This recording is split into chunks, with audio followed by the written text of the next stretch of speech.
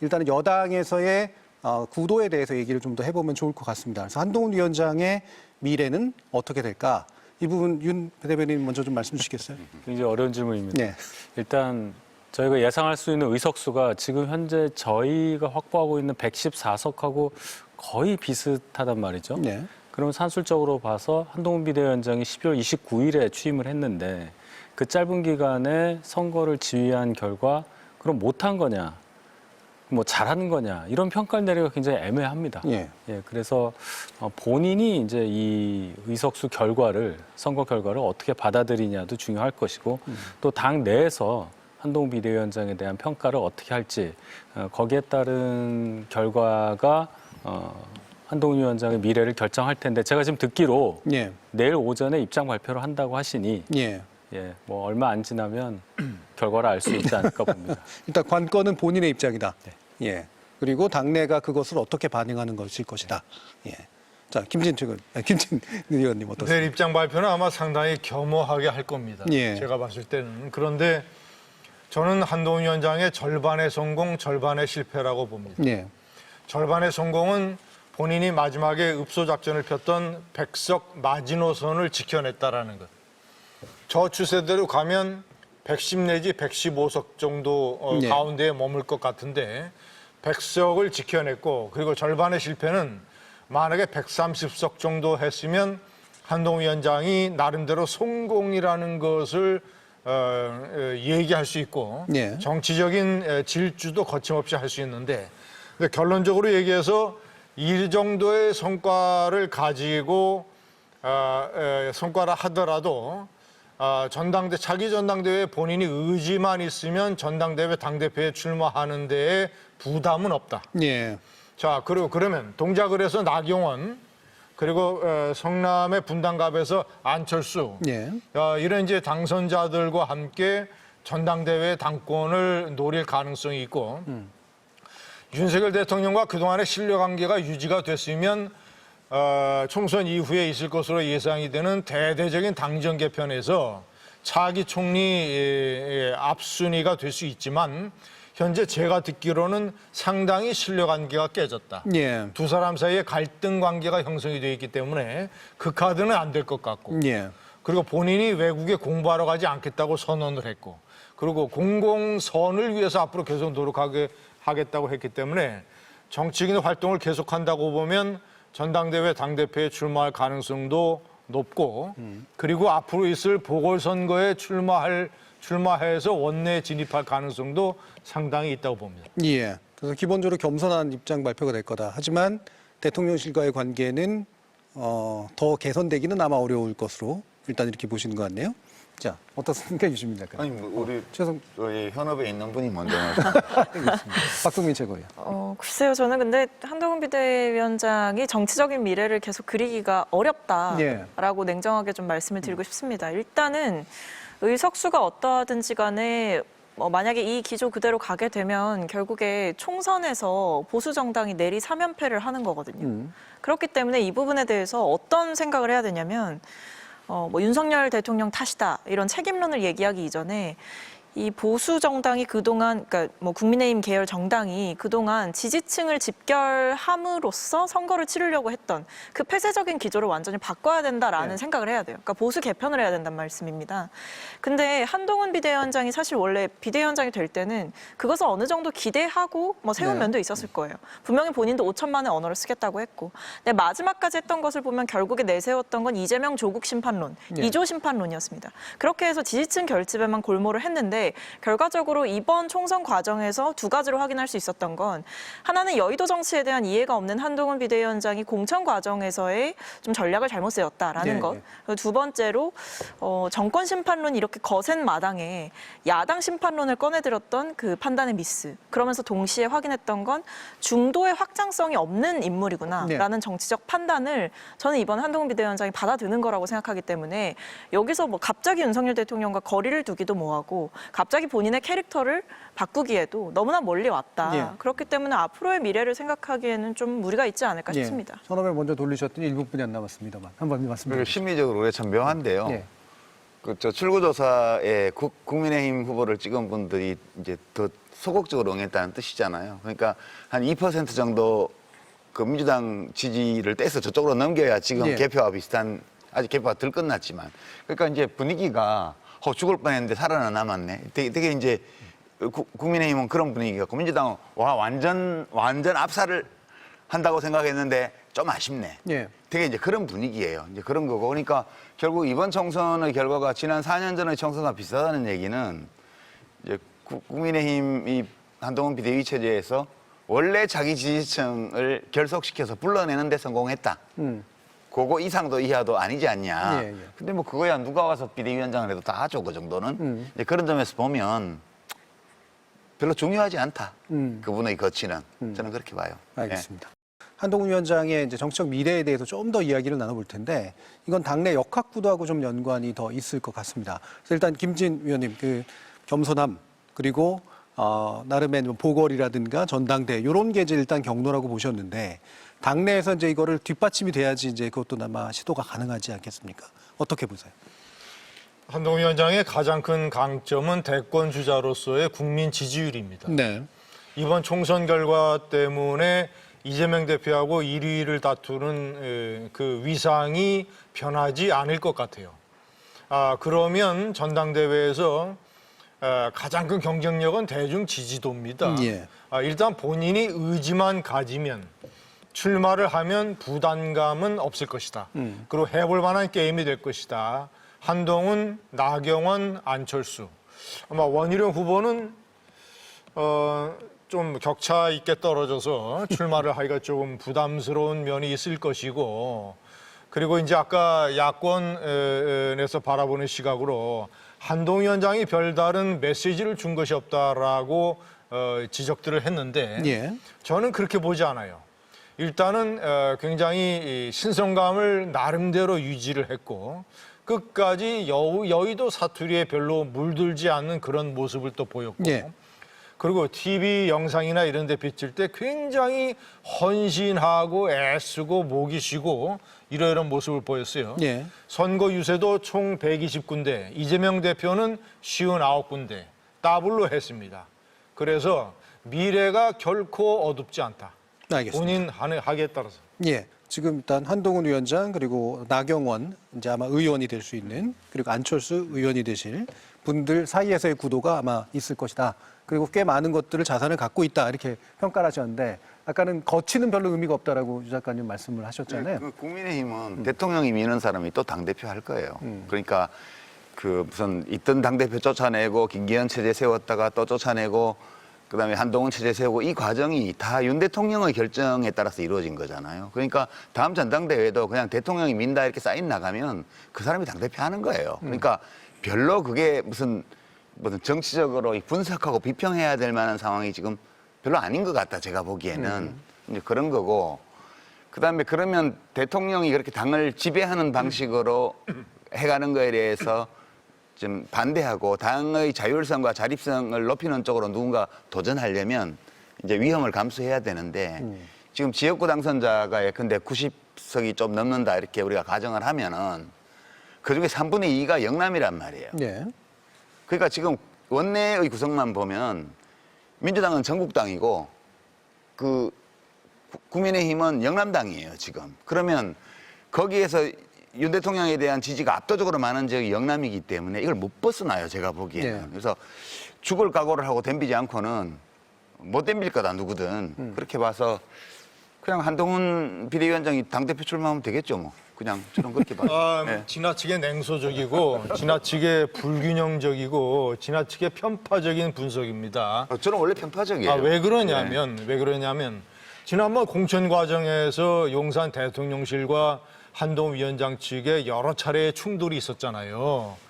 비례대표까지. 예, 예. 결과적으로 봤을 때 그 판세 그리고 이번에 당선돼서 돌아온 어떤 이 세력들의 분포가 결코 용산 윤석열 대통령이 지배할 수 있는 구조도 아니고 그리고 자기 공천에 대통령이 관여할 소지가 이제는 아무것도 없어졌고 예.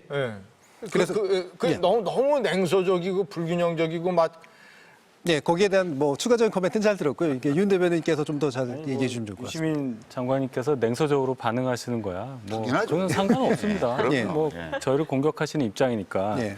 다만 이제 한동훈 비대위원장에 대해서 얘기를 해보면 제가 예. 아까 비대위원장 취임한 지가 넉 달이 안 됐다는 말씀을 드렸잖아요. 정치 한 번도 안 한 사람이 장관에 있다가 바로 와서 비대위원장을 맡아서 선거를 치렀는데 저희가 가지고 있는 의석수 정도 유지하는 정도의 성적을 냈다. 예. 이게 굉장히 애매하다고 판단을 하는데 그렇다면 제가 볼 때는 앞으로 이 정치 경험이 이제 붙었다고 봐요.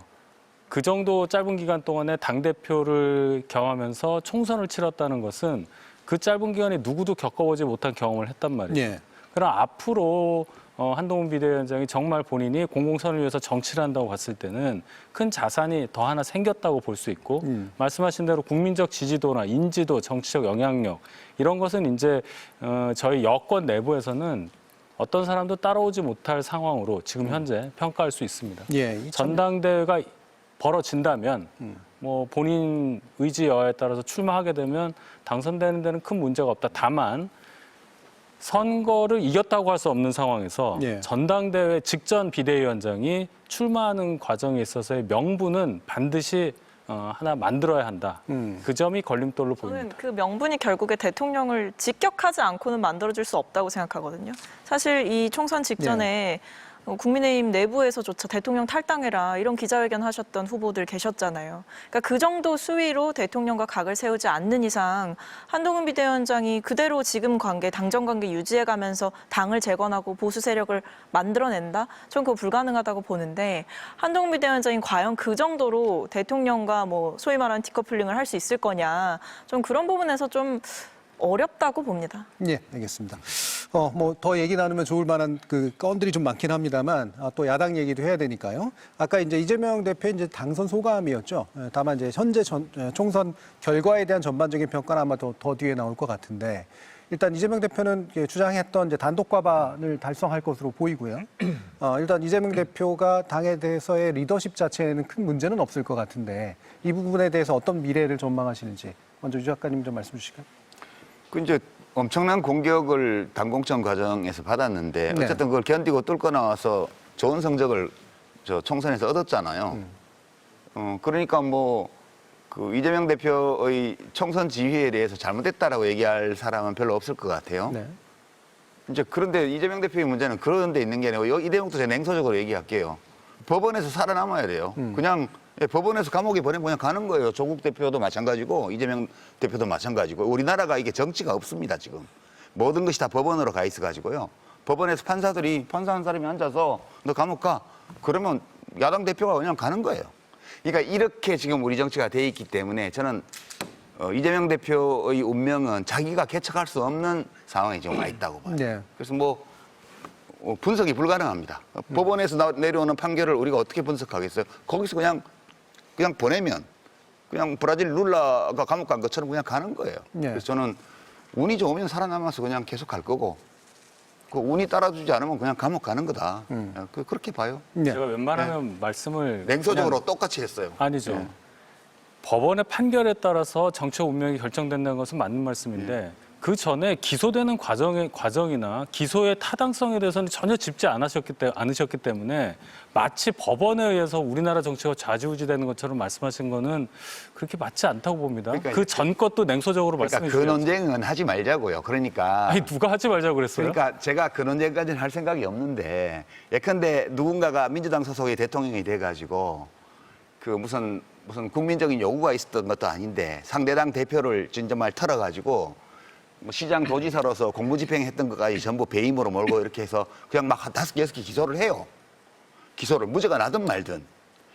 그런 식으로 일단 형식을 밟아버리면 거기서는 이제 민주주의 정치 라는 문화가 자리 잡을 수가 없어요. 저는 이제 우리 정치 자체에 대해서 이재명 대표의 운명에 대해서만 이렇게 냉정하게 보는 게 아니고요. 저는 우리나라 사법부가 뭐 그렇게 그 우리 헌법이나 재형법정주의에 따라서 그렇게 아주 엄밀하게 그렇게 재판하지 않는다고 봅니다. 제가 살아오면서 그런 재판을 별로 못 봤기 때문에 그렇게 냉소적으로 다시 말씀드리고요. 우리 정치의 최대 비극은 정치적 경쟁자를 범죄자로 규정하고 감옥에 보낸다고 위협하고 실제로 감옥에 보내기 위해서 시도하는 대통령이 있는 나라예요, 우리나라가. 그러니까 여기 미국식 민주주의나 유럽식 민주주의는 설 데가 없습니다. 그래서 저는 앞으로 우리나라 정치의 전개 과정에 대해서 매우 비관적으로 봐요. 앞으로 3년 동안. 그렇게 보는 입장에서 그 말씀을 드렸어요. 대표의 정치적 위상을 논하는데 예. 지금 너무 나가신 것 같아요. 그리고 일단은 이재명 대표가 올해 연내에 어떤 한 개 혐의라도 유죄가 확정될 가능성이 별로 없습니다. 시간상. 예. 아직 어떤 혐의에 대해서도 1심 선고도 안 나왔기 때문에 최소한 사법 리스크는 내년으로 넘어가게 돼 있어요. 네. 자, 그러면 차기 전당대회가 8월인데 이재명 대표가 벌써 서너 개의 강을 건넜습니다. 대통령 선거 패배 이후에 자, 보십시오. 계양을 보궐선거에서 당선돼서 국회의원이 됐죠. 그리고 전당대회에 나가서 77%로 당대표가 됐죠. 예. 그리고 20여일의 단식으로 본인에게 불리한 국면을 정면으로 뚫었죠. 예. 그리고 보다 중요하게 구속영장이 기각이 됐죠. 예. 다섯 번째는 이번 총선에서 승리했잖아요. 예.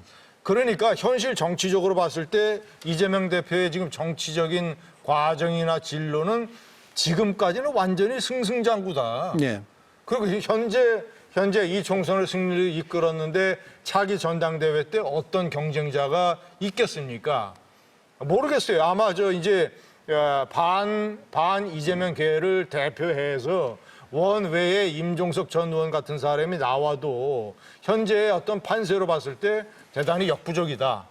그래서 사법 리스크는 내년으로 넘어가는 거고, 그리고 본인 판단으로는 전당대회 때 대표를 한번 내가 더 해야 사법 리스크 국면에서 내가 유리하다. 예. 이런 생각을 할 것이고. 예. 그러니까 무슨 법원의 판결이 지금 모든 걸 다 좌우하고 이렇게 볼 것은 아니라고 생각합니다. 알겠습니다. 근데 예. 저는 유시민 작가께서 틀린 말씀을 하신 거 아니라고 생각하는데 너무 다들 과하게 반응하신 것 같다는 생각이 들어요. 네. 왜냐하면 이 부분에 대해서는 객관적으로 맞는 말이지 않습니까? 이제 법원의 판단을 존중한다라는 네. 거. 그럼 그 법원의 판단을 부인하고 이야기한다면 그건 또 이제 사법 질서를 무시하는 행태다. 제1야당 대표가 그런 것을 네. 무시한다. 이렇게 공격하실 게 뻔하기 때문에 이제 객관적으로 봤을 때 있는 재판들이 남아 있는 것이고 그 시간들 사이에서 굴러가는 것이다. 이렇게 말씀을 드리고 예. 선고가 올해 안에 안 나올 것이다 이런 전망까지도 하셨는데 저 그렇게까지는 보진 않고요. 네. 어쨌든 법적인 절차는 그거대로 가되 다만 지금 이 결과만을 놓고 보자면 일단 이재명 체제는 공고히 가는 거죠. 네. 이재명 대표 체제는 공고히 가는 거고 그리고 전당대회 때 자신의 사법 리스크를 불식시키기 위해서 당대표 한 번 더 나올 것이다. 이런 전망도 저는 지금 상황에서는 너무 나간 전망이다. 분명히 당 안에서는 또 다양한 정치 세력들이 있을 거고 네. 이재명 체제 안에서 또 새로운 가능성들이 움틀 수 있는 거죠. 예. 그거는 이제 우리가 양해해야 돼요. 왜냐하면 저도 아주 냉소적으로 그 국민의힘 당에 대해서 얘기를 했기 때문에 그거에 대한 반사로 아니, 그렇게 저는 보시. 냉소적으로 절대 얘기 안 했는데요. 저는 예. 굉장히 따뜻하게 얘기했는데.